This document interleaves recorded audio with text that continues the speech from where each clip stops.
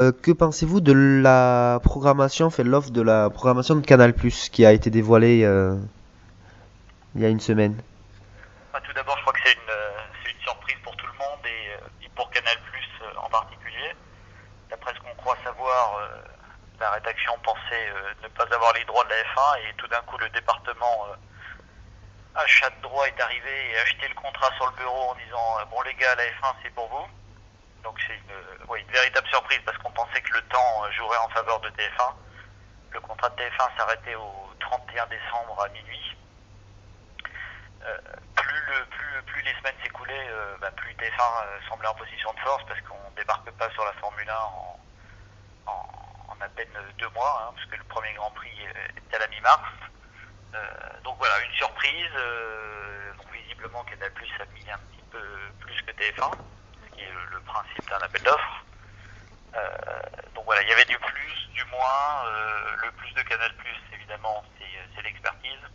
Tous les sports que Canal Plus traite, c'est quand même globalement fait de façon excellente, que ce soit le foot ou d'autres sports. Le moins, c'est évidemment ce qui fait débat en ce moment, c'est la Formule 1 n'est plus en accès libre.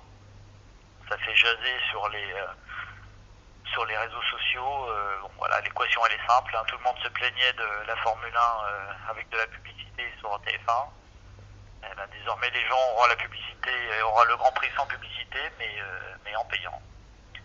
Donc, à chacun de se faire son opinion. Est-ce que les gens vont s'abonner ou pas C'est la grande question. Oui, il y aura quand même un magazine du genre, enfin, comme le Canal Football Club, en clair sur Canal. Voilà, exactement. Alors, un autre dispositif que le foot, parce que sur le foot, le Canal Football Club est en ouverture du match, donc est censé faire monter la pression jusqu'au match. Là, c'est plutôt l'inverse. Donc Jean-Louis Moncet, Autoplus, ex-TF1, sera l'expert en débriefing des Grands Prix cette fois. Donc voilà, l'idée c'est que la Formule 1 soit quand même un petit peu accessible gratuitement. Donc vous reverrez les images du Grand Prix, des choses comme ça. Bon voilà, maintenant on est en 2013, la Formule 1 ne se suit plus comme dans les années 80. Il y a les réseaux sociaux, il y a Twitter, il y a Sport Auto qui l'année dernière avait un magazine en ligne. Il y a plein de choses qui peuvent permettre aussi de suivre. Il y a des applications sur l'iPad qui permettent de suivre les grands prix avec les datas, les données en direct, les positions GPS des voitures. Donc voilà, maintenant je pense qu'au dernier moment quand même, les vrais passionnés débourseront ce qu'il faut pour regarder, parce que voilà, je pense que pour ceux qui se souviennent du traitement de la Formule 1 sur Canal Satellite il y a maintenant plus de 13 ans, c'était vraiment une offre absolument parfaite pour les passionnés. Donc voilà, un petit peu de clair pour donner l'eau à la bouche, mais voilà, c'est un appel d'offres pour pour s'abonner derrière. Un appetizer, comme on dit, un apéritif pour donner envie. Et voilà, je pense que le jeu en vaut la chandelle parce qu'un Grand Prix de Formule 1, ça reste un très beau spectacle, euh, bien commenté, avec une belle équipe sur place. Je pense que ça vaudra de débourser la somme que je ne connais plus exactement de l'abonnement Canal+, mais je pense que ça en vaudra la chandelle. Et le contrat là dure 3 ans. Et est-ce qu'on peut imaginer que TF1 revienne donc dans 3 ans pour racheter les droits et ou sinon peut-être pas Beansport si s'il voit que ça marche sur Canal, venir se placer aussi dans 3 ans. Donc Canal plus continuer. Vous savez, pour l'instant, on est dans la période assez classique où j'ai vu quelques personnes de TF1 où plus personne ne veut entendre parler de Formule 1 sur TF1. Bon, voilà, je pense qu'ils sont un peu vexés. La Formule 1 est un sport géré par des Anglais et géré de main de fer, donc c'est vrai que les négociations sont très très dures. Donc en général, les gens qui quittent la Formule 1 ont une petite période de spleen pendant 6 mois, un an, où ils jurent à qui veut l'entendre qu'on ne leur reprendra plus à traiter ce sport. Voilà, maintenant la Formule 1 est un sport mondialement connu qui fait parmi les meilleures audiences au monde derrière le foot et les événements comme les Jeux Olympiques et les Coupes du Monde. Donc pour l'instant, voilà, Canal, ils sont pas venus pour rien, ils en ont pour 3 ans. Après, voilà, Canal, l'intérêt de Canal+, c'est d'avoir des abonnés. Donc je ne sais pas quel est leur objectif. Est-ce que c'est 50 000, 100 000 abonnés sur la Formule 1? Est-ce que c'est plus? Est-ce que dans 3 ans, Canal+ considérera que l'investissement en vaut la chandelle ou pas? Bein Sport, cette chaîne, c'est toujours difficile de savoir. Hein. Ces chaînes qui pour l'instant sont financées par la générosité de certains pays, est-ce que ça durera ou pas? Voilà. Canal a quand même l'avantage d'être une chaîne quand même populaire entre guillemets. Ils annoncent entre 10 et 14 millions d'abonnés, c'est quand même pas rien. Après une chaîne comme Bein Sport, je connais pas leurs chiffres, mais aujourd'hui je sais même pas s'il y a 1 million d'abonnés sur Bein Sport. Donc là on est dans une autre dimension. Les écuries, les sponsors surveillent quand même que la Formule 1 soit encore visible dans le plus grand nombre. Je sais que certains sponsors français, notamment Renault, est pour l'instant pas très content de voir qu'un Grand Prix qui était regardé par 3,5 millions de personnes sur TF1 le sera par moins d'1 million sur Canal+, sachant que Canal+, l'audience n'est pas si importante que ça. On parle très peu d'audience à Canal+, c'est plus l'image et des choses comme ça. Donc voilà, pour l'instant, je pense que TF1 a clairement perdu la passion pour la Formule 1. C'est ce qui est le plus triste dans tout ça. Canal+ l'avait depuis longtemps. Voilà, la Formule 1 s'offre aux gens qui ont envie de la traiter, qui sont passionnés pour le faire. Et donc, sauf renversement de situation, je pense que pour l'instant, on est parti sur quelque chose d'assez stable dans le temps. D'accord. Donc, après avoir traité dans l'aspect médiatique, on va passer à la future saison, la saison 2013. Et le rédacteur donc F1 de Culture Sport, Mehdi, vous demande quel rookie a le plus de chances d'exploser là, cette saison. C'est une bonne question parce que cette année, il y a finalement pas mal de rookies. C'est quand même assez étonnant parce que la Formule 1 est un sport qui se renouvelle peu et qui a une grande stabilité dans le temps. Là, cette année, on a quand même 6 débutants, donc c'est quand même quelque chose d'assez important. Alors les débutants c'est compliqué, et alors cette année c'est encore plus compliqué de savoir parce qu'on tourne tellement peu en Formule 1 aux essais que c'est pour l'instant il faudrait être Madame Irma pour savoir ce qui va se passer. On a quelques idées déjà sur certains. Alors on va partir du fond de la grille. On a Max Chilton, un jeune anglais, qui a très peu brillé, hein, il faut quand même bien le dire dans sa carrière, dont les parents sont notamment le père multimilliardaire, donc ça aide. Il a fini 4e du GP2 l'année dernière. Bon, moi de ce qu'on me dit dans les paddocks de GP2, c'est plutôt un pilote intelligent qui a l'air de monter en puissance. Bon voilà, ce sera quand même compliqué pour lui hein, dans la Marussia. Son équipier Jules Bianchi. Alors Jules Bianchi c'est le grand point d'interrogation du sport automobile français. Jules a beaucoup de qualités, un potentiel énorme, il a gagné de grandes choses, hein, notamment la Formule 3. Il a un petit peu manqué la cage GP2 et à moindre mesure la Formule Renault 3.5 l'année dernière où il a été sorti par son adversaire, donc il termine vice-champion. Jules a énormément de talent, c'est qu'il est un petit peu friable mentalement, il a un petit côté Romain Grosjean pour ceux qui l'ont suivi depuis très longtemps.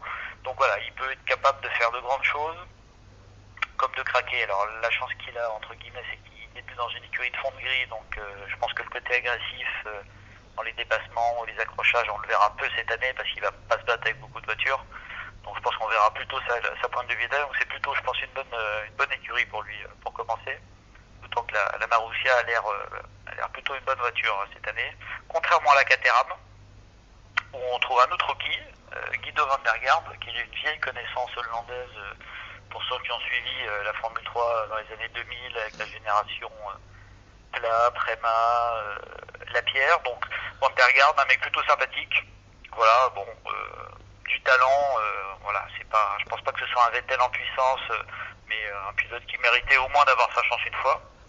Donc ça c'est plutôt une bonne chose. Valtteri Bottas, moi je mettrais une petite pièce sur lui, s'il fallait en choisir un. Finlandais, la tête sur les épaules, managé par Hakkinen. Il débute chez Williams qui l'année dernière a été une des surprises de la saison. Est-ce que la voiture sera bonne cette année? C'est encore un petit peu tôt pour savoir. Le seul petit doute sur Bottas, c'est que voilà, il a fait de la F3 et après il a fait du GP3 qui est la avant le GP2 et il a ni fait de GP2 ni de Renault 3.5. Donc il n'a pas vraiment d'expérience dans des voitures très puissantes, donc il risque d'avoir un petit peu de mal au début quand même. Mais il a Maldonado à côté de lui, qui est son équipier. Donc voilà, tout le monde dit dans le paddock que s'il va plus vite que Maldonado, qui est déjà très rapide, Bottas a un bel avenir, un très bel avenir devant lui. On a aussi Gutiérrez, qui est un jeune Mexicain très sympa, qui habite à Paris, enfin en tout cas qui habitait à Paris. Là où il me fait un petit peu peur, c'est que je pense qu'il est très très jeune, et notamment dans sa tête. Donc là, je pense qu'il va avoir beaucoup de mal contre Nico Hülkenberg, qui est un Allemand très très fort. Donc j'ai peur que Gutiérrez soit un petit peu compliqué en début de saison. Donc voilà, on a des jeunes pilotes qui arrivent, c'est plutôt sympathique. Globalement pas dans les meilleures voitures quand même, hein. Devant ça reste assez stable. Mais bon, on les verra sûrement de temps en temps créer quelques petites surprises, je pense. D'accord. Donc, autre question de Mehdi. Caterham et Marussia ont-elles les cartes en main pour décrocher leurs premiers points cette année? Bon, alors, je veux pas casser l'ambiance, mais d'après ce qu'on sait pour l'instant, il semblerait que la Caterham soit une voiture complètement loupée. Malheureusement pour le jeune Charles Pic, qui lui n'est pas un rookie, mais l'année dernière en était un, qui est un pilote qui est extrêmement intelligent et vraiment qui a tout pour réussir. Hein, une sorte de, on l'écrit à tour de bras, même si on se moque de nous, mais il a un petit côté Alain Prost. Vraiment, hein, c'est un jeune garçon formidable. Voilà, donc a priori sa voiture est pas très bonne. Les essais ont été très compliqués pour l'instant. Ils sont derrière Marussia, donc c'est quand même pas une bonne nouvelle. Ce qui n'est pas totalement étonnant non plus d'ailleurs, quand on se souvient que l'année dernière Marussia avait failli battre Caterham au championnat constructeur alors qu'ils ont un moteur Cosworth qui est vraiment loin du compte et ils évoluaient sans KERS, le système de récupération d'énergie qui apporte 8 dixièmes au tour, donc entre 6 et 8 dixièmes au tour. Donc voilà, assez logiquement malheureusement Marussia sera certainement dans Caterham en début de saison. Mais je les vois pas aller chercher devant. Voilà, l'écart est trop important. Force India, Toro Rosso qui a été une grosse déception l'année dernière, a l'air d'avoir fait une voiture plutôt pas mal. Donc voilà, je vois quand même un groupe devant assez serré entre les écuries bien établies et derrière encore un petit groupe avec les écuries de milieu de grille et malheureusement je pense que Marussia et Caterham resteront bloqués en fond de grille, sachant qu'il n'y a plus HRT cette année, donc ça fera un petit peu moins de bagarre pour eux. C'était la seule bagarre qui était éventuellement possible pour eux. Donc, on a parlé de Le Pic et de Bianchi, mais que pouvons-nous attendre de nos 4 Français cette année avec Grosjean et Vergne? Bah déjà, faut pas oublier que 4 pilotes français, c'est quand même quelque chose d'assez incroyable pour une génération dont je fais partie de jeunes journalistes qui sont arrivés à la F1 sur la fin de l'ère Alési-Panis. Moi, si on m'avait dit il y a 4 ans qu'il y aurait 4 pilotes français en 2013, franchement, j'y aurais pas cru. Donc, on a tellement vu passer d'espoir louper leur chance, que ce soit dans les années 90, Collard, Bouillon, plus tard Préma, Lapierre, Montagny, Bourdais, et j'en oublie certainement. Donc déjà, premièrement, incroyable d'avoir 4 pilotes français. C'est vraiment quelque chose de formidable. Évidemment, avec Romain Grosjean, il faut s'attendre à tout. Alors, Romain, maintenant, on le connaît bien. Hein, depuis les années karting, le GP2 où on le suivait beaucoup, Romain a finalement très peu changé. Hein, c'est un pilote extrêmement rapide, un des plus rapides qu'il nous ait été possible de voir. Mais voilà, il craque de temps en temps, il fait des erreurs. Bon, c'est son comportement, il est comme ça, c'est sa façon d'être. Je pense qu'il faut qu'il vive avec et qu'il arrête de s'en excuser ou d'essayer de se justifier auprès des gens qui le critiquent. Donc voilà, je pense que Romain a tout pour réussir. La Lotus a l'air d'être une bonne voiture, donc je veux dire, Romain vainqueur d'un Grand Prix, c'est totalement possible. Et s'il arrive à se calmer et à prendre un petit peu de plomb dans la tête, comme on dit, même s'il n'en manque pas, et ben pourquoi pas viser le top 3 ou peut-être même être champion du monde un jour. Hein. Même si pour l'instant il paraît pas être assez armé pour ça au niveau de la constance. Vergne a fait plutôt une bonne saison l'année dernière, même s'il a pu être décevant notamment en qualification, où clairement il n'avait pas la pointe de vitesse nécessaire. Il a relevé un petit peu le gant à la fin de l'année. Voilà, en course, rien à lui reprocher, il a fait les plus belles courses de Toro Rosso l'année dernière. Donc voilà, on a déjeuné avec Jeff à midi, il en est bien conscient. Hein. S'il se qualifie mieux, Jeff sera dans les points régulièrement. Si la Toro Rosso est une meilleure voiture que l'année dernière, mais donc Jeff, voilà, des points, on va dire autour de la 8e place, ce serait vraiment déjà très bien pour lui. Charles Pic, malheureusement, j'ai bien peur que sa voiture l'handicape toute la saison, à moins que le développement en cours d'année lui permette de revenir, mais en Formule 1 aujourd'hui, quand vous débutez mal, c'est quasiment impossible de revenir, donc j'ai un petit peu peur pour Charles, dont l'objectif principal est 2014, avec le nouveau moteur Renault qui devrait aider Caterham de façon assez importante, et le petit Jules Bianchi, qu'on n'attendait pas, hein, ou en tout cas qu'on attendait chez Force India, une autre écurie. Et Jules, il n'a rien à perdre, hein. Il faut qu'il soit rapide, qu'il batte Chilton à toutes les courses, ça c'est absolument capital. Et puis si la Marussia est pas si mal, pourquoi pas de temps en temps aller chercher, je sais pas, une voiture qui sera à la traîne, peut-être une Toro Rosso, une Williams ou une petite Force India qui de temps en temps aurait des problèmes, pourquoi pas briller. Mais voilà, Jules a tout en main pour une belle saison comme a fait Charles l'année dernière chez Marussia, apprendre, pas faire d'erreurs, apprendre son métier petit à petit, et puis en espérant avoir une bonne voiture plus tard. Donc je pense qu'il y a de quoi attendre pas mal des Français cette année. Donc après avoir parlé donc des pilotes français, on va se pencher sur les pilotes mondiaux. Est-ce que Vettel est parti pour remporter un 4e titre consécutif? C'est ce que tout le monde se demande. Bon, pour l'instant, c'est très difficile de savoir. Il n'y a que deux choses dont on peut être sûr, c'est que Adrian Newey ne viendra pas mauvais d'une année sur l'autre. Donc depuis 2009, même s'il y a eu le miracle de la Braun Grand Prix qui était un petit peu une escroquerie intellectuelle, depuis 4 ans la meilleure voiture c'est la Red Bull, mine de rien. Donc il y a peu de raisons d'imaginer que cette année ce soit pas le cas. L'année dernière ça n'a pas toujours été la meilleure voiture, mais à la fin c'était la meilleure. Donc la voiture sera là. Et Vettel il se modifie avec l'âge. Il faut quand même pas oublier que ce garçon n'a que 25 ans. À 25 ans, Schumacher devenait seulement simple champion du monde. Il est déjà 3 fois champion du monde. Voilà.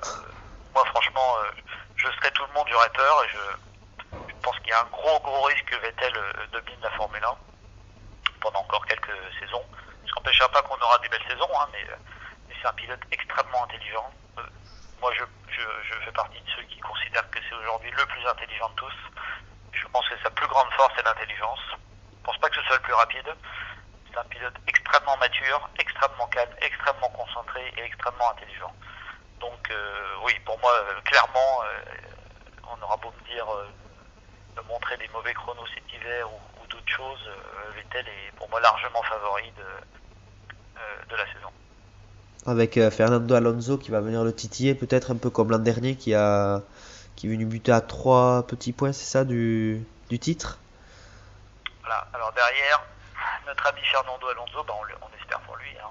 Maintenant, Alonso, il a été handicapé par Ferrari depuis qu'il y est. Hein. Alonso, il ne faut pas oublier qu'il est quand même 2 fois champion du monde, mais que son dernier titre remonte à très loin, hein, 2006, avec déjà 6 ans qu'il n'a pas été champion du monde. Il sera là. Voilà. Dans une Formule 1 où il faut pas faire d'erreur, où les pneus posent de gros problèmes, où les commissaires interviennent, donnent des pénalités, où il pleut, des saisons un petit peu confuses, Fernando saura le moment donné, avec une voiture qui vaut peut-être, je sais pas, la 6e ou la 5e place, terminer sur le podium, hein, c'est ce qu'il a fait quasiment toute la saison passée. Donc voilà, Alonso sera là. Maintenant, tout dépend de la Ferrari. Pour l'instant, on ne connaît pas son potentiel, même s'il est certainement meilleur que celui de l'année dernière.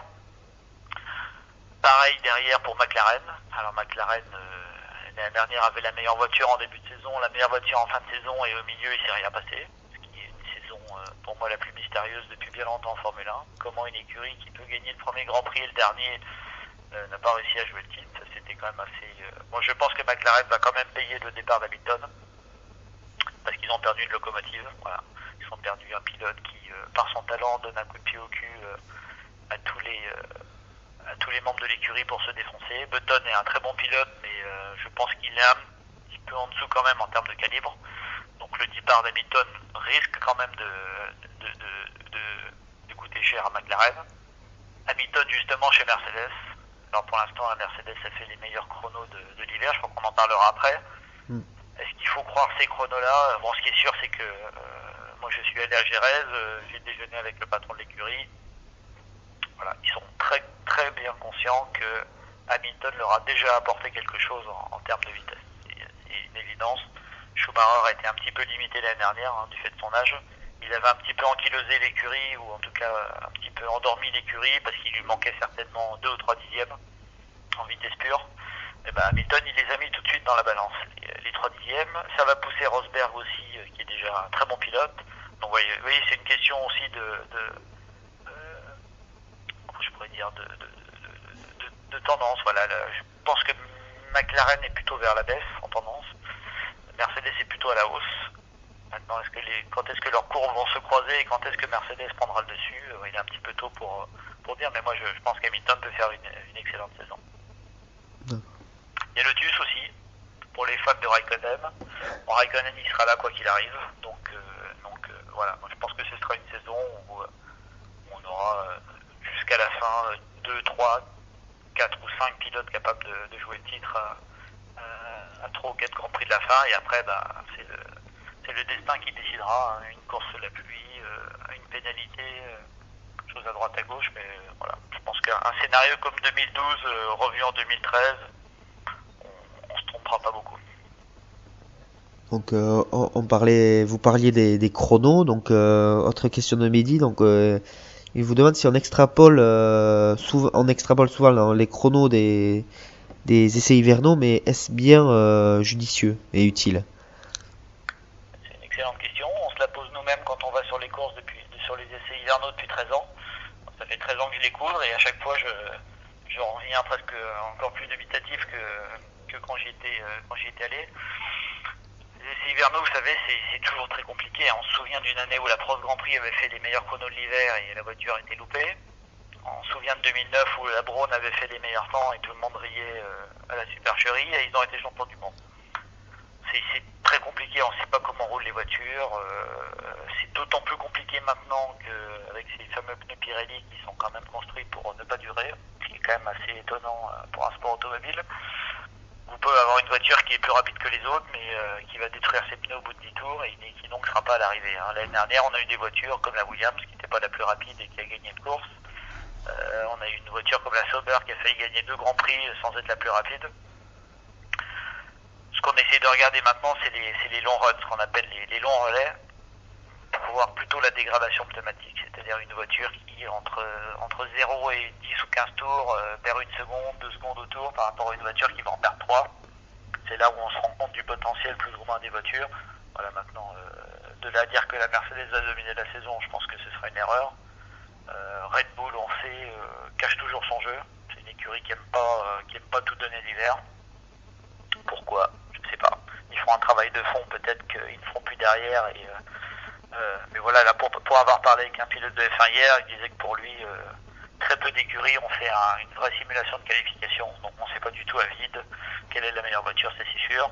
Par contre, on se doute que certaines voitures sont plus ou moins bien sur les pneus. Donc, premier élément de réponse à Melbourne. Et donc, dernière question, qu'allons-nous retrouver sur Sport Auto cette année, enfin le traitement de la Formule 1 sur Sport Auto? Écoutez, Sport Auto est un mensuel, donc la presse écrite est un petit peu en difficulté en 2013. Parce qu'on essaie d'offrir, c'est ce que on ne voit pas à la télé. Alors cette année, ce sera peut-être plus compliqué parce que Canal+ fera un travail je pense, beaucoup plus de fond que de ce que faisait TF1. Maintenant, ils le feront peut-être devant moins de monde. Donc, oui, c'est un petit peu... c'est une contradiction. Sport Auto, toujours pareil. Nos rubriques habituelles, les studios de voitures où nous sommes quasiment les seuls à faire les vrais studios des voitures, à nous déplacer, à avoir les voitures rien que pour nous. Les fameux carnets de route avec les petites infos de notre vie sur les Grands Prix, qui dit quoi, les scènes, les petites scènes qu'on voit jamais. Les magazines, la technique de Giorgio Pella où on essaie d'expliquer un petit peu tout ce qui est le train de développement en Formule 1, parce que la Formule 1 est quand même un sport technique avant tout. des interviews, une rubrique droit de suite à partir du troisième Grand Prix où l'idée est d'analyser sur les 3 derniers Grands Prix les tendances, parce que l'année dernière ça a souvent été compliqué de comprendre le lendemain d'une course pourquoi le résultat a été celui-là, et on comprend parfois plutôt un mois après exactement ce qui a pu se passer. Donc voilà, on essaie d'être sur du fond, sur du décalé, sur des précisions qu'on voit nulle part ailleurs. Et à côté de ça, on a nos pages Facebook, ma page Twitter French F1, où je pose des petites photos avec les pilotes, des petites choses comme ça. Donc de la coulisse. Avec toujours le petit blog sur votre blog, l'IMAG F1, non? Cette année? Voilà, le blog, on est en train de réfléchir à la forme que cela aura, mais voilà, l'idée c'est de un petit peu comme Canal Plus d'ailleurs en fait, hein, un petit peu de gratuit, et puis derrière tout le background de Sport Auto, qui est quand même le magazine automobile, sport automobile le plus vu en France, avec sa légitimité. Donc un petit peu de gratuit pour donner envie aux gens de connaître notre univers, notre façon de travailler, et derrière le magazine qui est notre fonds de commerce évidemment, avec notre présence sur tous les grands prix du championnat du monde, et qui n'est pas souvent le cas de beaucoup de gens qui parlent de Formule 1. Bon, ben voilà, c'est tout. J'ai posé toutes les questions et donc nous tenions à vous remercier d'avoir répondu à nos questions. Bon, mais merci beaucoup et bonne saison. Merci, à bientôt. À bientôt, au revoir.